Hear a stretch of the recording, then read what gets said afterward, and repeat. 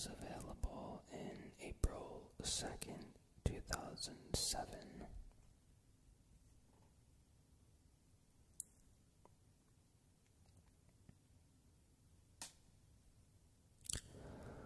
Long before anyone knew that the universe had a beginning.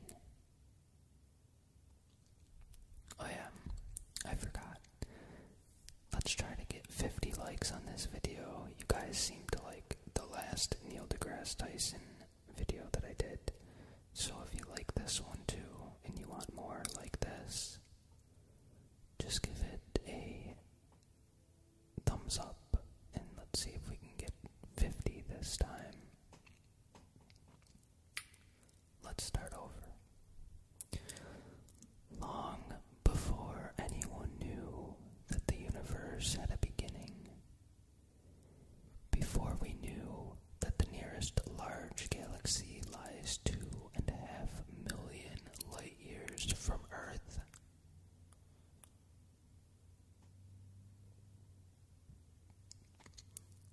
before we knew how stars work, or whether atoms exist, James Ferguson's enthusiastic introduction to his favorite science rang true.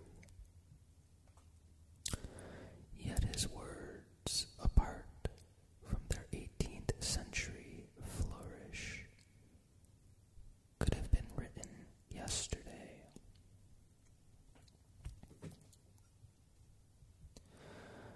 But who gets to think that way? Who gets to celebrate this cosmic view of life? Not the migrant farm worker, not the sweatshop worker, certainly not the homeless person rummaging through the trash for food. You need the luxury of time not spent on mere survival. You need to live in a nation whose government values the search to understand humanity's place in the universe. You need a society in which intellectual pursuit can take you to the frontiers of discovery, and in which news of our discoveries can be routinely disseminated by those measures most citizens of industrialized nations do quite well. Yet the cosmic view comes with a hidden cost. When I travel thousands of miles to spend a few moments in the fast-moving shadow of the moon during a total solar eclipse, sometimes I lose sight of Earth.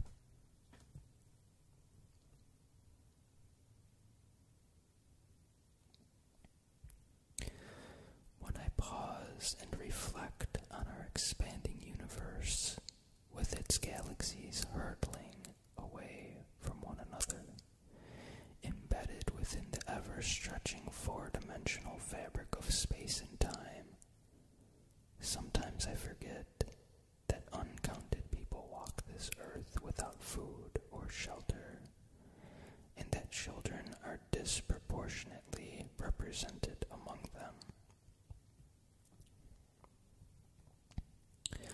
When I pore over the data that establish the mysterious presence of dark matter and dark energy throughout the universe, sometimes I forget that every day, every 24-hour rotation of Earth, people kill and get killed in the name of someone else and someone else's conception of God. And that some people who do not kill in the name of God kill in the name of their nation's needs or wants.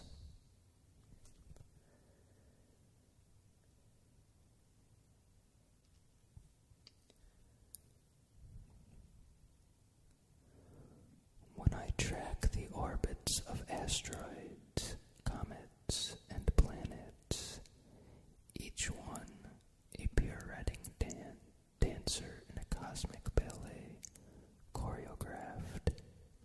forces of gravity.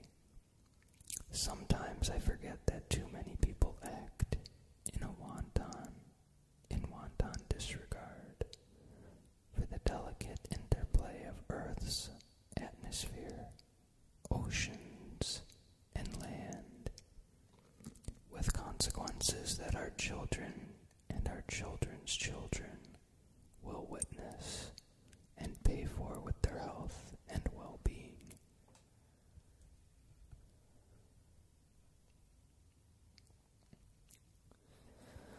And sometimes I forget that powerful people rarely do all they can do to help those who cannot help themselves.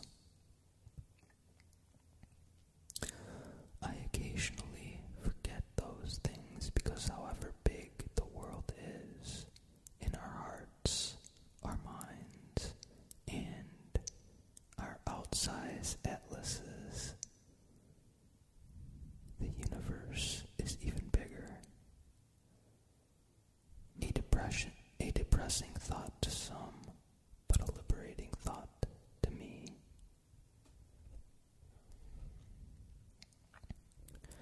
Consider an adult who tends to the traumas of a child. A broken toy, a scraped knee, a schoolyard bully.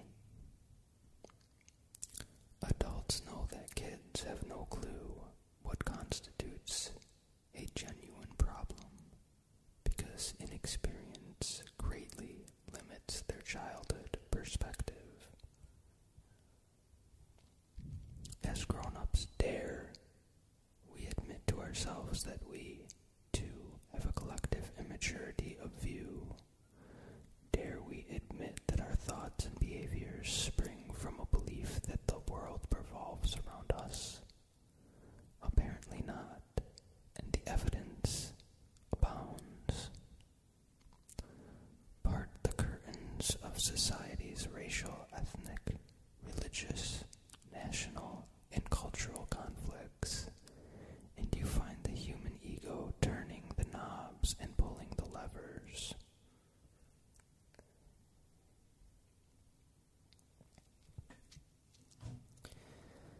Now imagine a world in which everyone, but especially people with power and influence, holds an expanded view of our place in the cosmos.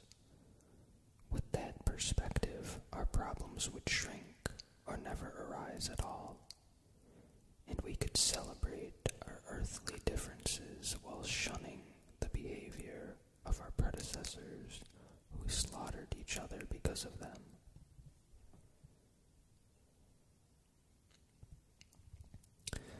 Back in February 2000, the newly rebuilt Hayden Planetarium featured a space show called Passport to the Universe, which took visitors on a virtual Zoom from New York City to the edge of the cosmos. En route, the audience saw Earth, then the solar system, then the 100 billion stars of the Milky Way galaxy shrink to barely visible dots on the planetarium dome. Within a month of opening day, I received a letter from an Ivy League professor of psychology whose expertise was things that make people feel insignificant. I never knew one could specialize in such a field. The guy wanted to administer a before and after questionnaire to visitors, assessing the depth of their depression after viewing the show. Passport to the Universe, he wrote, elicited the most traumatic feelings of smallness he had ever experienced. How could that be? Every time I see the space show and others we've produced, I feel alive and spirited and connected. I also feel large, knowing that the goings on within the 3-pound human brain are what enable us to figure out our place in the universe.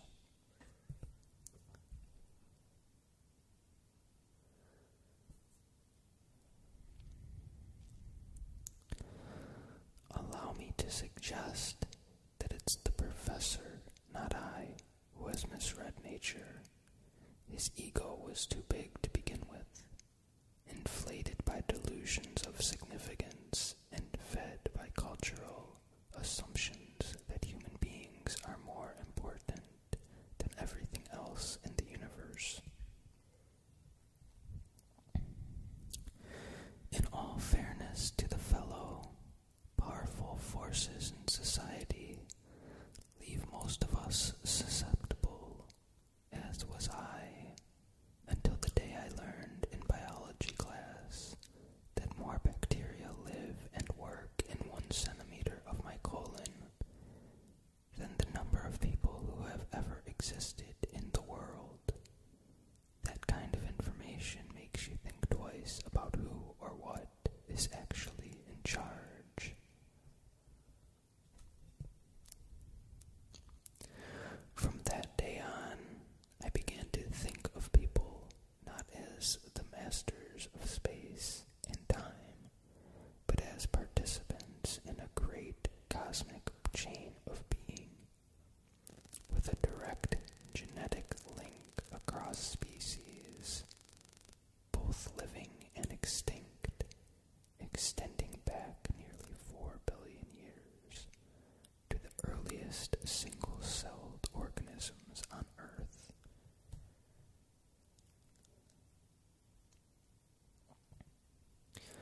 I know what you're thinking. We're smarter than bacteria. No doubt about it. We're smarter than every other living creature that ever walked, crawled, or slithered on Earth. But how smart is that? We cook our food. We compose poetry and music. We do art and science. We're good at math. Even if you're bad at math, you're probably much better at it than the smartest chimpanzee, whose genetic identity varies in only trifling ways from ours. Try as they might, primatologists will never get a chimpanzee to learn the multiplication table or do long division.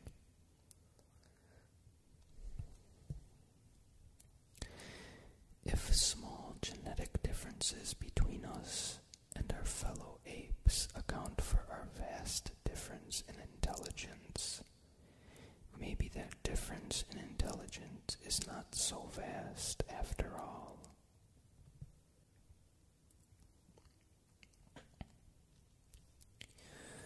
Imagine a life form whose brain power is to ours as ours is to a chimpanzee.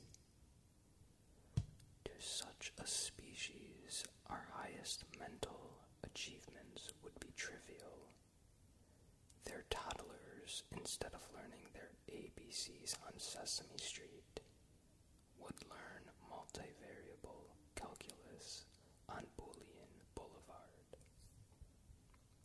Our most complex theorems, our deepest philosophies, the cherished works of our most creative artists, would be projects their school kids bring home for mom and dad to display on the refrigerator door.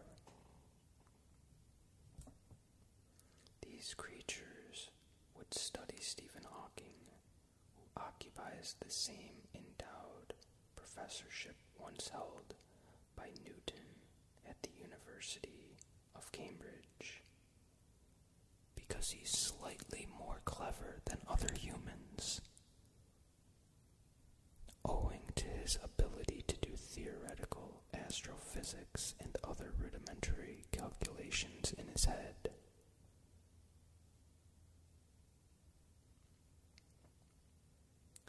If a huge genetic gap separated us from our closest relative in the animal kingdom, we could justifiably celebrate our brilliance. We might be entitled to distant from our fellow creatures. But no such gap exists. Instead, we are one with the rest of nature, fitting neither above nor below, but within.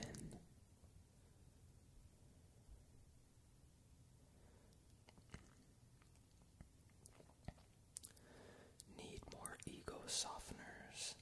Simple comparisons of quantity, size, and scale do the job well. Take water. It's simple, common, and vital. There are more molecules of water in an 8-ounce cup of this stuff than there are cups of water in all the world's oceans. Every cup that passes through a single person and eventually rejoins the world's water supply holds enough molecules to mix 1,500 of them into every other cup of water in the world. No way around it. Some of the water you just drank passed through the kidneys of Socrates, Genghis Khan, and Joan of Arc.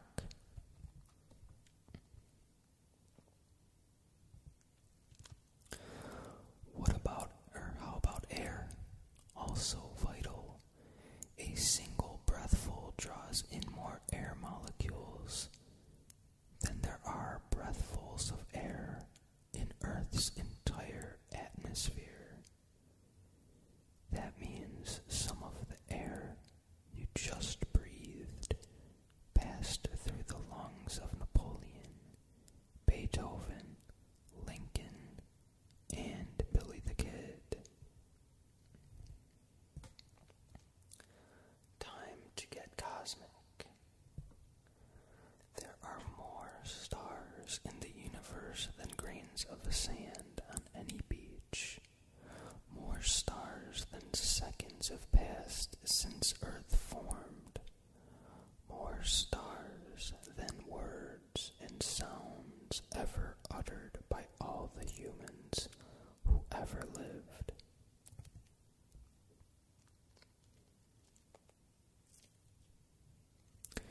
Want a sweeping view of the past?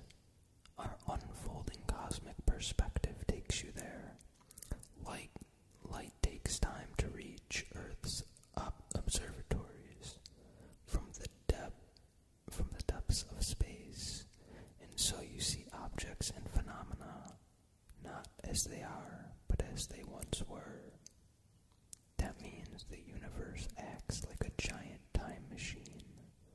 The farther away you look, the further back in time you see. Back almost to the beginning of time itself.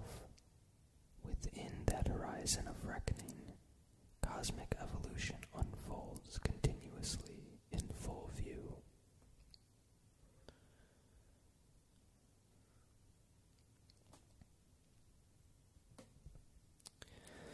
Want to know what we're made of? Again, the cosmic perspective offers a bigger answer than you might expect. The chemical elements of the universe are forged in the fires of high-mass stars that end their lives in stupendous explosions, enriching their host galaxies with the chemical arsenal of life as we know it. The result: the four most common chemically active elements in the universe: hydrogen, oxygen, carbon, and nitrogen are the four most common elements of life on Earth. We are not simply in the universe. The universe is in us.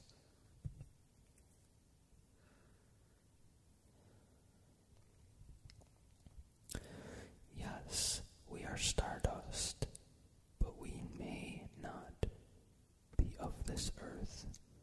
Several separate lines of research, when considered together, have forced investigators to reassess who we think we are and where we think we came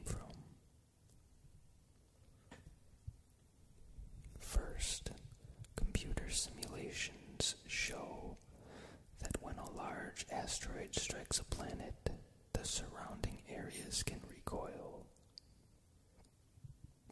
from the impact energy, catapulting rocks into space. From there, they can travel to and land on other planetary surfaces. Second, microorganisms can be hardy. Some survive the extremes of temperature, pressure, and radiation inherent in space travel. If the rocky flotsam from an impact hails from a planet with life, microscopic fauna could have stowed away in the rocks, nooks, and crannies. Third, recent evidence suggests that shortly after the formation of our solar system, Mars was wet and perhaps fertile, even before Earth was. Those findings mean it's conceivable that life began on Mars and later seeded life on Earth, a process known as panspermia. So all Earthlings might be descendants of Martians.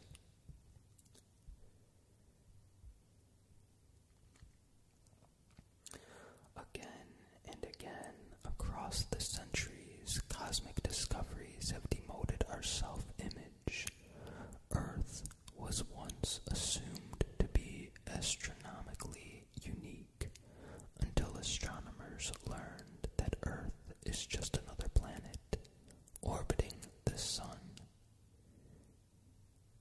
Then we presumed the sun was unique until we learned that the countless stars of the night sky are suns themselves.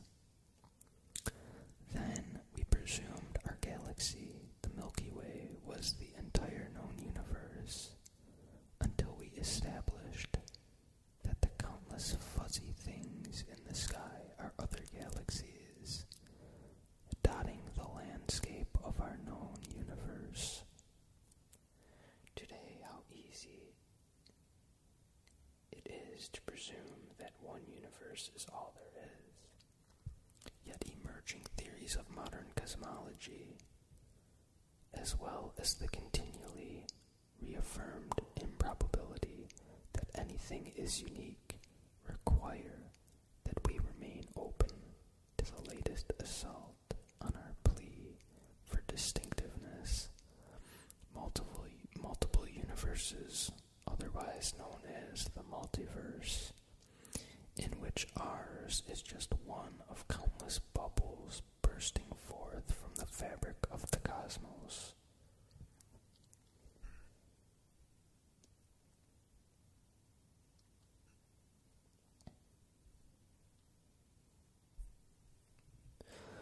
The cosmic perspective flows from fundamental knowledge, but it's more than just what you know. It's also about having the wisdom and insight to apply that knowledge to assessing our place in the universe, and its attributes are clear. The cosmic perspective comes from the frontiers of science, yet it's not solely the province of the scientist. The cosmic perspective belongs to everyone. The cosmic perspective is humble. The cosmic perspective is spiritual, even redemptive, but not religious. The cosmic perspective enables us to grasp in the same thought the large and the small. The cosmic perspective opens our minds to extraordinary ideas, but does not leave them so open that our brains spill out, making us susceptible to believing anything we're told.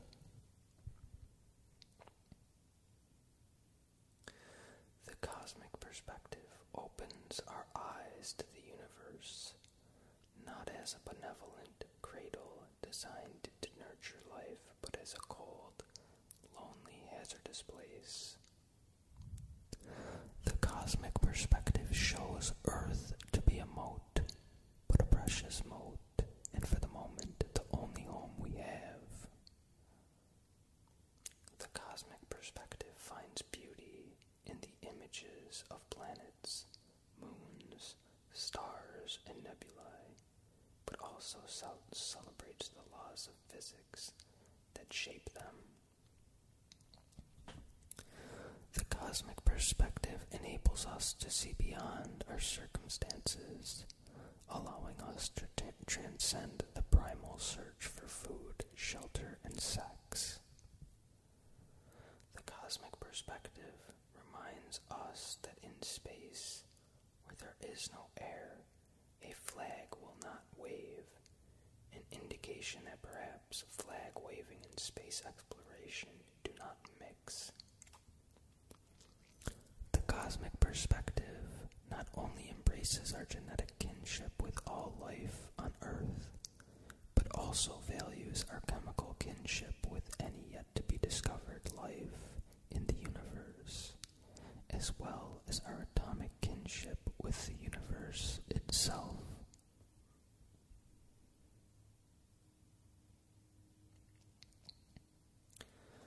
At least once a week, if not once a day, we might each ponder what cosmic truths lie undiscovered before us, perhaps awaiting the arrival of a clever thinker, an ingenious experiment, or an innovative space mission to reveal them. We might further ponder how those discoveries may one day transform life on Earth. Absent such curiosity, we are no different from the provincial farmer who expresses no need to venture beyond the county line because his 40 acres meet all his needs. Yet if all our predecessors had felt this way, the farmer would instead be a cave dweller, chasing down his dinner with a stick and a rock.